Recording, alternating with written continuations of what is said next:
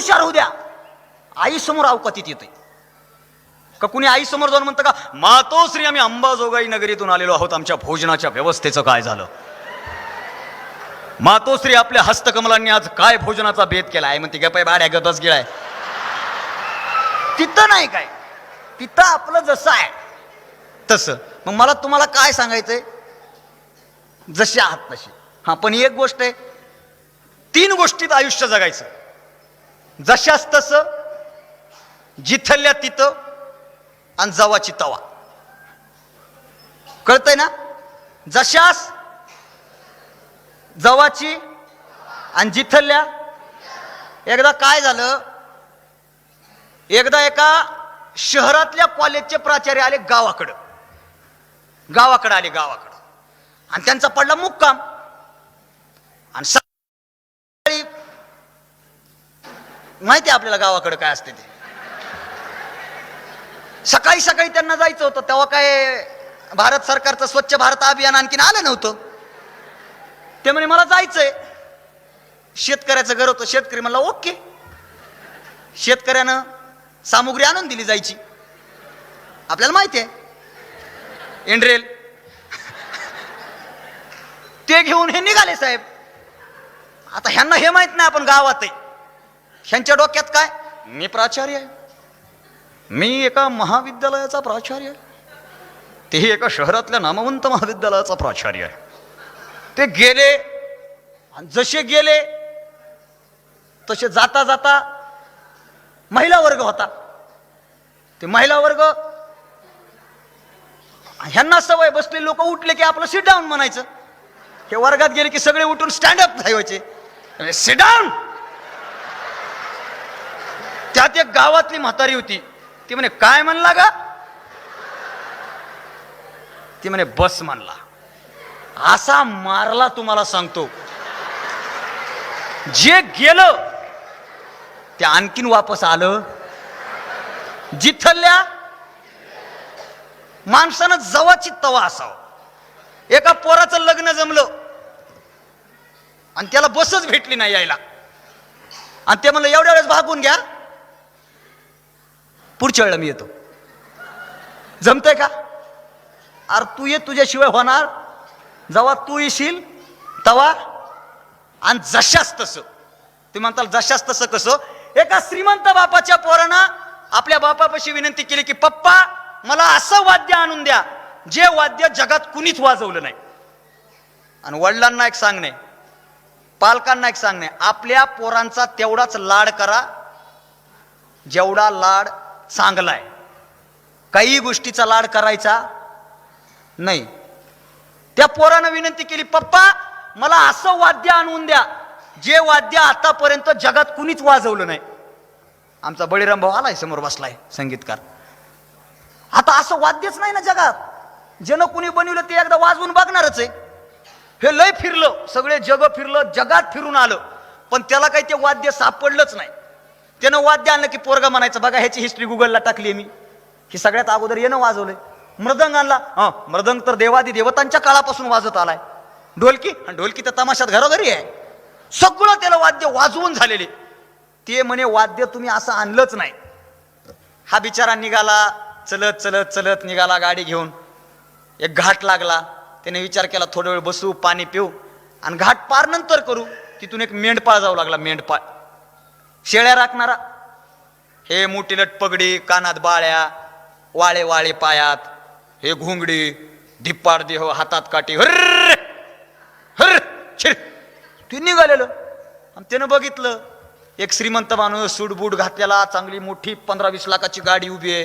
हे परेशान आहे म्हण्याकडे. चला आपलं काम आहे माणसाचं की एखादा परेशान माणूस असेल तर त्याला जाऊन भेटावं. ही काळ आधीचा होता बरं, आत्ताचा. आता एखादा परेशान दिसला की लोक मध्ये जाऊ द्या काही तर झाला असेल. लय काळ बदलला सर. ते शेतकरी, आपलं ते धनगर समाजाचा माणूस त्याच्या जवळ आला मेंढपाळ. तो मेंढपाळ म्हणला साहेब काय झालं? त्यानं त्याच्याकडे पाहिलं, त्याच्या राहणीमानाकडं. एवढं जग फिरलो म्हणे, एवढ्या मोठ्या मोठ्या आर्टिस्टला भेटलो, एवढ्या मोठ्या संगीतकारांना भेटलो, काहीच खरं नाही. आणि तुझ्यासारखा शेतकरी, तुझ्यासारखा मेंढपाळ मला काय सांगणार आहे? चल जा म्हणे. अहो साहेब सांगून बघा, सांगितल्यानं दुःख हलकं होत असतंय, सांगा. ते म्हणे माझं पोरगा एकुलतं एक, करोडोची प्रॉपर्टी आहे, पण पोरानं अशी मागणी केली की असं वाद्य आणून दे जे जगामध्ये आतापर्यंत कुणीच वाजवलं. त्या मेंढपाळाने विचार केला हे पोरग शाडबारदान आहे गड्या आणि ह्याची अक्कल ठिकाणावर आणाव. ते म्हणे साहेब सोपं आहे, आज रात्री वस्तीला थांबा, उद्या सकाळी तुमचं वाद्य घेऊन जा. ते म्हणे काही मजाक करतो का? अहो मी बनवून देतो, माझ्याकडे वाद्य आहे, ते आतापर्यंत कुणीच वाजवलं नाही. ते म्हणे चला अख्खं जग फिरून बसलो, काही भेटलं नाही. एक दिवस त्याच्या वस्तीवर मुक्काम केला साहेब. तो साहेब त्या मुक्कामाच्या गाडीतून खाली उतरला नाही, एसी गाडीमध्ये झोपला. मेंढपाळ गेला, सकाळी सकाळी उठल्याबरोबर त्यानं म्हणला साहेब काळजी करू नका, 10 मिनिटामध्ये तुमचं वाद्य आणतो. तो मेंढपाळ सकाळी सकाळी फ्रेश झाला, ह्याला चहा दिला, हा गेला. मेंढपाळ चलत चलत गावातल्या कुंभाराकडे गेला. कुंभाराकडून एक गाडगं घेतलं, ते गाडगं जवळ घेतलं. फाटलेलं धोतर होतं, त्या धोतराचं एक मोठं हलट उपरणं केलं, ते उपरणं हातामध्ये घेतलं. चलत चलत चलत चलत गावच्या जवळच्या शेतात गेलं. शेतामध्ये एक बोरीचं झाड होतं, बोरीवर एक महवळ बसलं होतं. ते महवळ धरलं, उचललं, गपकन त्या गाडग्यामध्ये कोंबलं, वरून त्यानं बांधलं. ते बांधलेलं गाडग्या घेऊन आलं. ते म्हणे साहेब हे वाद्य आतापर्यंत जगात कुणीच वाजवलं नाही. ते म्हणे हे वाजवायचं कसं? काहीच नाही म्हणे साहेब, फक्त वरून हाणायचं, ग्वाय ग्वाय ग्वाय वाजते. ते म्हणे वा, आणि आतापर्यंत कोणीच वाजविलं नाही. ते म्हणे साहेब पण ह्याच्यावर नाचायचं कसं? ते म्हणे जेव्हा नाचायचं तेव्हा मला फोन करायचा, तवर विचारायचं. हे गेलं घरी घेऊन पोराला दिलं. पोरगं म्हणलं हे वाद्य? अरे काय वाजतंय म्हणे, फक्त वाजव. त्या पोरानं असं वाजवलं की ग्वाय ग्वाय ग्वाय, नाचाय काय लागतंय, ग्वाय ग्वाय. ते गेलं पोरगं रूम मध्ये, मस्त त्याने वरून हाणायचं, ते वाजायचं ग्वाय ग्वाय. त्याची मित्र कंपनी म्हणे मजा नाही यार, अंग हालाय पाहिजे म्हणे. ते म्हणे पप्पा याच्यावर नाचता येत नाहीये. ह्यानं लावला त्या धनगर मेंढपाळाला फोन. ते म्हणे साहेब नाचायचं कसं? सोपं आहे म्हणे, वरची गाठ सोडा फक्त. तुम्ही गाठ सोडली की पोरग थांब म्हणलं तरी थांबत नाही. पुढचा प्रकार आपल्याला सगळ्यांना, जशास जोपर्यंत आपण आपली प्रवृत्ती अशी करणार नाहीत तोपर्यंत यश नावाची गोष्ट आपल्याला मिळणार. मग आपण जशास तसं असलं. हल्ली दुसरी एक भानगड झालीये, पोरामध्ये नैराश्य लय वाढले. नैराश्य मी पाहतो, काही पोरं बघितल्या कळतात, अरे हे MPSCचं आहे गड्या, हे UPSCचं आहे, हे 10वीचं आहे, हे 12वीचं आहे. का? आमच्या आई वडिलांचं एक चूक आहे. 9वी पर्यंत आमची येताना गाडीत चर्चा झाली, 9वी पर्यंत आपण पोराकडे लक्षच देत नाही.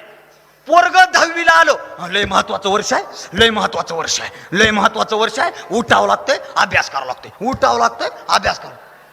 ते म्हणते हेच कसं महत्वाचं आहे बाबा, मागचे गेले का? मागचा अभ्यास केला नाही. 10वीचं वर्ष लय महत्वाचं, त्या एकाच वर्षाला महत्व. 12वीचं वर्ष लय महत्वाचं नाही. आयुष्यातला प्रत्येक वर्ष आणि प्रत्येक दिवस विद्यार्थी म्हणून आपल्या आयुष्यातला महत्वाचा असतो, ही गोष्ट लक्षात असो. हल्ली असं झालंय पोरायचे, म्हणजे पोरच नाही, सगळ्या समाजाची अशी अवस्था झाली, लोक हसायलाच तयार नाहीत. काही लोक हसले तरी एवढंच हसतात.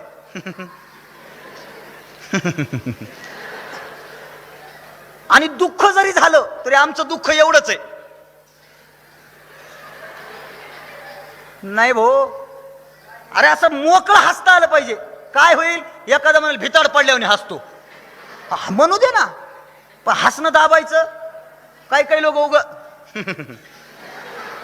जसं का त्याचा बॅनरवर फोटो द्यायचा आहे, अरे मोकळं हस ना, तुला जसं हसायचं तसं. मी एक वाक्य सांगत असतो, ज्या माणसाला मन मोकळं हसता आलं आणि ज्या माणसाला धाय मोकळून